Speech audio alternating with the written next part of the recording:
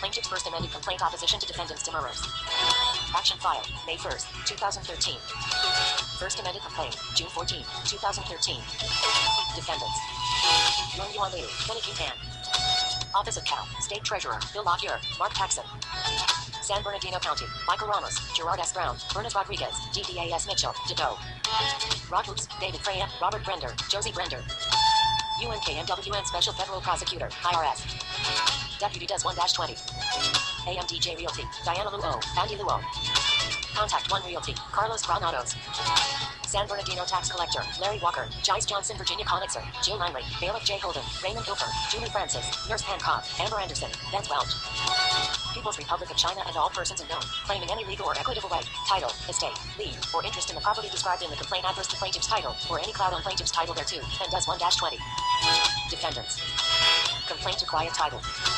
Complaint for damages. Breach of contract. Money hidden received, fraud, unfair business practices, gross negligence, defamation, libel, slander, invasion of privacy, Fourth Amendment, intentional infliction, emotional distress, breach of trust to the oath, aggravated malice assault, wife, cabin, kidnapping, UN lien, naval and civil rights, violation USC 18, CH, 13-241-242. Violations of First and Religion, complaint of international law and treaty violations, I, United Nations Declaration on Rights of Indigenous Peoples. Christian calendar. July 10, 2013 AD. Nourish calendar. First day of Ramadan in the year of 1433 MC. Islamic calendar. R.I.P Sun in 19 degrees Cancer, Moon in 21 degrees Leo. R.I.P in 19 degrees, in 21 degrees.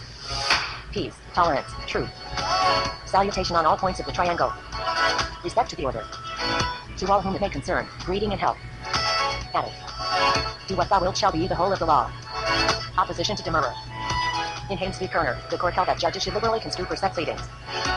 It further stated that allegations such as those asserted by the pro se petitioner, however inartfully pleaded, are sufficient to call for the opportunity to offer supporting evidence. We cannot say with assurance that under the allegations of the per se complaint, which we hold to less stringent standards than formal pleadings drafted by lawyers, it appears beyond doubt that the plaintiff can prove no set of facts in support of his claim which would entitle him to relief. Comment. Illiberal construction of pro se pleadings. University of Pennsylvania Law Review, Volume 159, 585.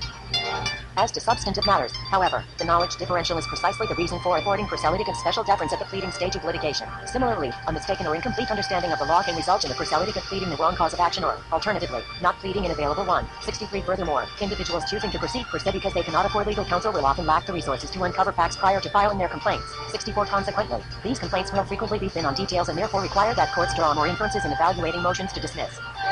See Julianne Bradlow, Procedural Due Process Rights of Per se Civil Litigants, 55 UG, L. Rev. 659, 678, 1988, noting that flexible construction of per se pleadings is meant to combat dismissal where a cause of action exists but the complaint fails to say the magic words. As a result, pro se litigants will understand the allegations requiring additional factual enhancement to make them necessary, but unmade, inferences plausible and limit court skepticism. Indeed, including suggestions in the opinion as to the types of support needed to sustain missing elements would be advisable, as per se litigants may otherwise neglect to include all the facts within their possession on the assumption that complaints should be as short and plain as possible. 224. For a compelling discussion of why cause of action information should not generate concerns over judicial partiality, see Jonah Goldschmidt, Judicial Assistance to Self-Represented Litigants, Lessons from the Canadian Experience, 17 Midge, St. J International L 601, 622-23, 2009. To go one step further, discussing the type of factual support tending to adequately show motive in the relevant context would at least place him on a more level playing field with litigants whose lawyers understand the type of support required to succeed. 226. For a similar suggestion that instructions to per se litigants be included in orders granting leave to amend so that they can correct defects in their complaints. See Ziegler and Herman, Super Note 64, at 211. Conclusion. Liberal construction developed in response to challenges facing per se litigants that courts identified as having the potential to unfairly deny them access to discovery. As the term itself suggests, those challenges consisted of the potential for 1. Incomprehensive or inartful drafting and 2. Incorrect or incomplete indication of the legal bases for claims. But these difficulties do not include the potential for the standard for evaluating complaints to punish per se litigants reflects the background notice pleading regime under which the Supreme Court first granted the leniency. The commonly known set of fact standard raised a deceptively low bar to pleading a cause of action adequately, thereby posing little threat of inherent unfairness to per se litigants. Through informal channels did lower courts higher pleading requirements to make suits pursued by particular claimants, including per se litigants, more vulnerable to dismissal for failure to state a claim. The unexpressed nature of this development perhaps excuses, or at least explains, the system's previous failure to re-evaluate liberal construction as an adequate accommodation to per se litigants. However, it will remove the disguise, ushering in a new era of heightened pleading requirements. Plausibility analysis adds yet another unique challenge to the set of concerns initially identified as requiring liberal construction of per se pleading, since each of its prongs unfairly punishes unrepresented litigants. As a result, courts would be remiss not to allow greater leniency for self-represented litigants at the pleading stage of litigation. This comment endeavors to provide insight into exactly how the plausibility standard disproportionately undercuts the efforts of pro-litigants to access discovery in order to highlight why two particular supplements to liberal construction are advisable, without meaningful adaptations of the sort here proposed. Our legal system risks not only defying the long-standing statutory protections afforded to the right of self-representation, but also infringing upon pro-litigants' constitutional right to a meaningful opportunity to be heard. Rory K. Schneider, University of Pennsylvania Law Review, Volume 159, J.D. Candidate, 2011. University of Pennsylvania Law School, B.A., 2008, The George Washington University. Complaint. Me Momi and Hume Assessor. Preliminary Statement. This is a suit for defamation, invasion of privacy, intentional infliction of emotional distress, complaint to quiet title and for damages, breach of contract, fraud, unfair business practices, negligence, gross negligence, torture, breach of trust, breach of oath, breach of duty, breach of fiduciary duties, aggravated malicious wanton assault, battery, kidnapping, wiretapping, treaty violations and human rights violations and international laws, treaties. He alleges that the defendant, S, wrongfully intruded upon the plaintiff's land on May 5, 2012, and forcibly wrongfully evicted the plaintiff by threat of arrest in the Humane Society, taking the plaintiff comfort, creature, best friend, and depriving the plaintiff of proper notice to gather all items belonging to him or sort out the dispute.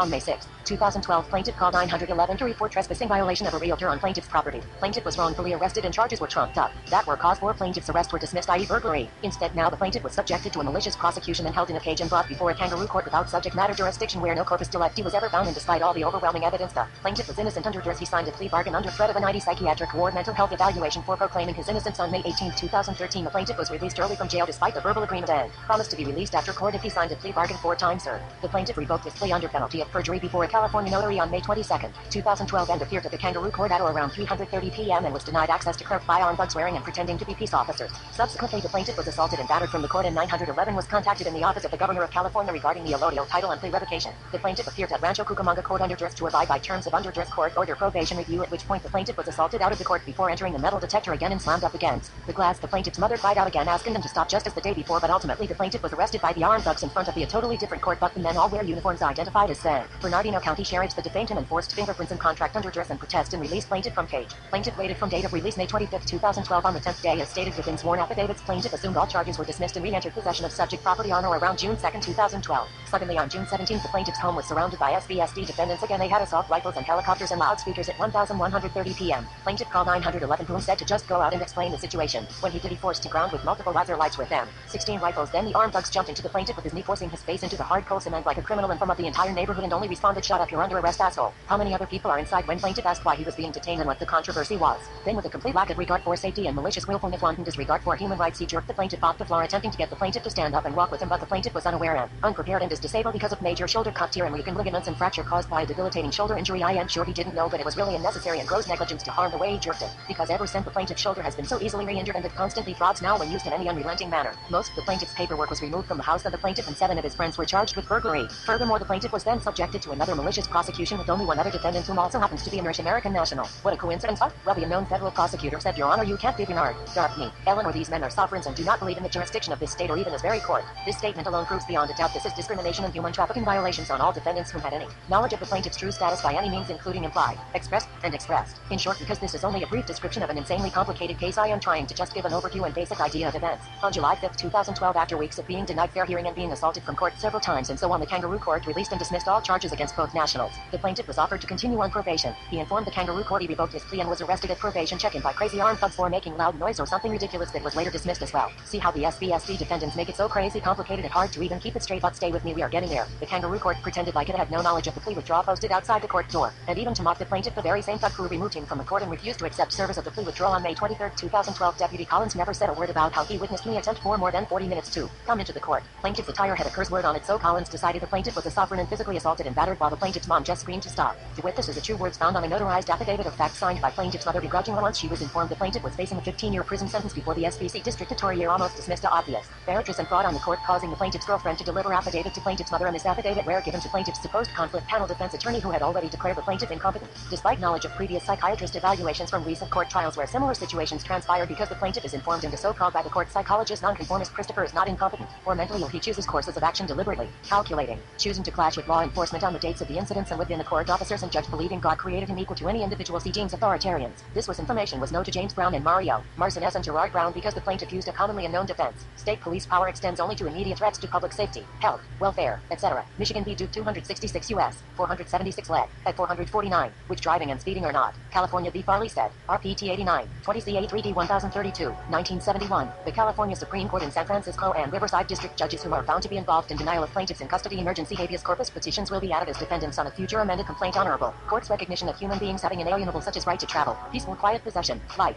liberty, property. The Chino Court maliciously assisted at every stage of the malicious malfeasance and misprision of the plaintiff. They tried to find him incompetent. This was obvious violation of the plaintiff's rights to speedy trial, so plaintiff's mother deliver this to James Brown. Even though I told Gerard Brown Deputy Collins assaulted me out and watched me for 30 plus minutes carefully taping all the motions for extension of time and motion to withdraw plea and motion to dismiss and affidavits of fact act. Literally thousands of documents were left outside the courthouse door on May 23, 2012, and my mom mailed the court and the jail, and she mailed copies to the prosecutor too with proof of service by mail and third party. They knew I was innocent, and every single one of the defendants played some role in the malicious prosecution, either by supplying false statements or trumping up evidence for no reason. It was so silly. 11 days time served turned into a 2-year prison sentence because I refused to accept the ridiculous terms of probation and refused to recognize the court or judge's authority and demanded my mother as a witness and to read her affidavit to it. September 26, 2012. To Clerk of the Chino Court. Judge Gerard Brown. Deputy District Attorney Steve Mitchell. Defense Attorney James Brown. Re. Christopher Allier Funding Booking Number 1,206,342,043. Case FCH 1,200,209. I, Muriel Fleming, mother of Christopher Fleming, do hereby state that I drove Christopher Fleming to the Chino Courthouse on Thursday, May 24, 2012. He had paperwork documentation that he was presenting to the court. It was approximately 4:10 p.m. and the courthouse had closed at 4 p.m. so the deputies on duty prevented Christopher from dropping off the documents inside. Christopher had paperwork to submit to revoke his plea and wanted to present these documents to the court. The following is a list of the document Chris had in hand. Judicial notice and proclamation and legal notice. Name declaration. Correction proclamation and publication. Allotio title and notice to revoke his plea. I witnessed the officer refusal to allow Christopher to post these papers on the courthouse walls outside as public notice. Christopher proceeded to tape these documents on the pole as public notice since the officers would not take his documents to put in his file. I swear under penalty of perjury that the foregoing is true and correct. Muriel Fleming. Muriel Fleming. State of California. County of Los Angeles. On September 28, 2012 before me. Sylvia F. Wheeler Notary Public personally appeared. Muriel Fleming. Who proved to me on the basis of satisfactory evidence to be the person whose name is subscribed to the within instrument and acknowledged to me that she executed the same in her their authorized capacity and that by her their signature on the instrument the person or the entity upon behalf of which the person acted executed the instrument. I certify under penalty of perjury under the laws of the state of California that the foregoing paragraph is true and correct. Witness my hand and optical seal COMF number 1,986,968 BCT4. Notary Public California. Signature of Notary Public, Sylvia F. Wheeler Micom EXP August 30th, 2016. One who operates outside of his jurisdiction out of his territory is not obeyed with immunity, I said to the crook in the black robe on the bench my argument in court in my habeas motion to the Chino Superior Court, Riverside District Court, and San Francisco Supreme Court on or around September 9, 2012 and also now on appeal and now herein this four corners of the original complaint filed on May 1, 2013 and his first amended complaint of July 13, 2013 is as simple. If Christopher Fleming was at the property May 7, 2012 and in possession, why did the defendants assault and defame, detain, injure and force him to leave begrudgingly in 5 minutes? Why didn't they arrest Christopher Fleming then and charge him with theft by false pretense? Defined in Black's Law Dictionary 3rd Pocket Edition as false pretenses. The only two convicted on May 17, 2012 for thief by false pretense. 532 of that would mean that I had used someone else's name or social security number, which is completely absurd and preposterous, especially after all the overwhelming evidence to prove that I was able to seemingly set off or discharge a $150 debt for Christopher Fleming not even 2 weeks prior, which was the only reason the realtors even talked to me in the first place. They asked 3 times for me to send pictures of the paperwork showing the bills I set off using trust $619,078,146, exemption as a creditor for bankruptcy and so forth, plus it would mean didn't and you knew that but you didn't care, you just wanted to railroad me because you know a high school dropout genius cracked the code and figure what was going on with the infant and decedent estates being in deceased status, so the whole thing is in probate and the government can just run my trust. Well, sorry guys, you can't just find me guilty because I plead. You have to find a factual basis for the plea, and I am sitting there on the record yelling I never used a false name. This is fraud. Even the public defender Mario said all they have you on is trespassing. So let's recap. Plaintiff calls Treasury, appoints public servant as fiduciary. Trustee accepts and preforms then breaches. Plaintiff notarized statement of Treasury breach is proof of funds of trust and credits to set off discharge debt to acquire real property in the form of uncivil international promissory note as consideration given to reality. Contact 1 and AMDJ Realty for your new on approval of offer. Debts accepted in promissory note, security instruments and security agreement. Escrow agreement is signed by plaintiff. Given to realtors. Treasury calls realtors, claims it's fraudulent without any proof. Contact 1 refuses to make written request for initial escrow deposit as promised and agreed to facilitate transfer. Plaintiff barred from acting or recouping instruments by contact 1. And Amgen Liu. Weeks past, plaintiff still in possession of abandoned property, cleaning, working, peaceable possession, pedal possession, bona fide possession. Suddenly forced out by threats, pack your shit and get out in 5 minutes or you're going to jail. Plaintiff leaves, returns next day, serves Amt realtors express notice of claim of right and adverse possession. Lien and default of Liu. Armed guards arrest plaintiff because Amt realtor claimed she owned or was interest in house and plaintiff trespassed. She signed citizen's arrest and never showed up to court. court and charges dropped. Plaintiff signed plea under duress, tried to revoke. Using notary as witness. Armed thugs refused access to court, arrested in front of mother and assaulted in front of his mother 2 days in a row at 2 different courts by 9 different thugs wearing guns and badges holding notices of the plaintiff's indigenous natural person. Status affidavits of fact notarized stating he is such. Maliciously prosecuted and offered to go home at least 11 different times. The plaintiff refused, so he may appeal and has in case C058690 where the plaintiff's lawyer has shown the court the plaintiff was ineffective assistance of counsel at trial. Because the court report shows obvious violations of the plaintiff's basic human rights and constitutional protections. Furthermore, the plaintiff filed the action as soon as he was able to acquire as much information as possible. There is so much more that happened, and after discovery, if I can fix this, I promise it will be much more organized once I have all the facts and evidence that is still being held by the sheriffs, even though the case has been dismissed and I served an excessive 10-month sentence under false imprisonments and subjected to blatant violations of religious freedoms and discrimination, which is the overwhelming cause for this action because it caused me so much anger I was not able to practice my faith, and the jail refused me fundamental books and religious items that were not a threat to the facility or anything. They refused to send mail to the courts for me. They sexually assaulted me and searched my cell several times a week and literally threw my entire legal papers all over the cell just so I couldn't keep things straight. They disciplined me for refusing to work because of disability and religious holidays. Then I was falsely charged with assault on a deputy and without a fair hearing put in solitary confinement because they called me a problem inmate. I was not allowed any exercise, phone visits, and legal materials were denied, so I couldn't file the appeal on time. Thank God for my lawyers helping me with the appeal so I may pursue this civil action. Regardless, I just feel like if I had notice I wouldn't have lost all my stuff if they gave me time to pack up and move out and return the instruments dishonored or said why they were not gonna honor the contract. Nothing, I was just supposed to. Yes, it's just really screwed up and it's not how free societies operate. We have due process on this land. Not only was the plaintiff denied freedom from unreasonable searches and seizures of his person, houses, papers, and effects, but subjected to repeated torture, and grievances filed in the jail were laughed at or ignored. Claims filed with the state and county have all been denied, and I must enforce the demurring laws of this land and remind the armed thugs where they get their authority from. It's nothing personal, it's just business commerce. The defendants causing physical and emotional damages. In addition, defendants' conduct was too intentional and outrageous that the imposition of punitive damages is appropriate to punish the defendants for their actions and to deter the defendants from further reprehensible conduct and violations of the following laws, and also other rights and remedies contained within the original complaint or any grievance forms or claim forms. Demand letters and statements of damages. Plaintiff seeks relief under all said claims and by this complaint from every defendant known, currently unknown, has alleged participated or someone violated each and every one of the specifically stated codes or international treaties, laws, act, do it.